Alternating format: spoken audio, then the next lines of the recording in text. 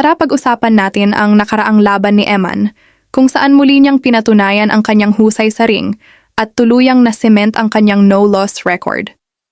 Isa itong panalo na hindi lang nagpasaya sa kanyang mga fans kundi nagbukas din ng panibagong kabanata sa kanyang career.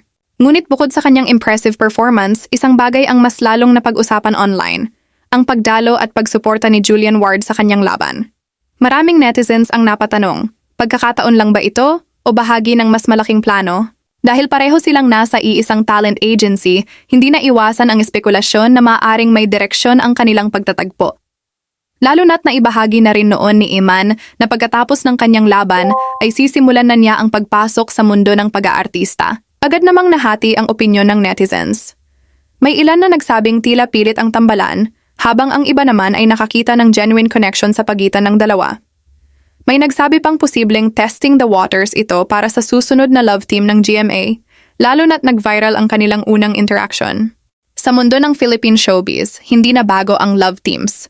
Para sa ilan, bahagi ito ng industriya, isang paraan upang makabuo ng chemistry at makapaghatid ng saya sa fans. At kung PR man ito o hindi, ang mahalaga ay kung paano ito tinatanggap ng publiko at kung paano lumalago ang mga artist bilang individual. Ngayon na matagumpay nang natapos ni Eman ang kanyang laban, mas inaabangan ng fans ang susunod niyang hakbang mula sa collaborations, guestings, interviews hanggang sa kanyang kauna-unahang proyekto bilang kapuso artist. Sa huli, ang kwento ni Eman ay paalala na ang tagumpay ay hindi lang nasusukat sa panalo sa ring, kundi sa tapang na sumubok ng bagong pangarap. Mula atleta patungo sa mas malawak na entablado, pinapakita niya na walang limitasyon ang taong may determinasyon at puso.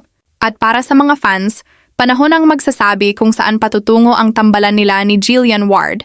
Pero isang bagay ang sigurado, mas exciting pa ang mga susunod na kabanata. Go Eman, sundin mo lang ang puso mo dahil ang tunay na panalo ay ang paggawa ng mga pangarap na nagiging realidad.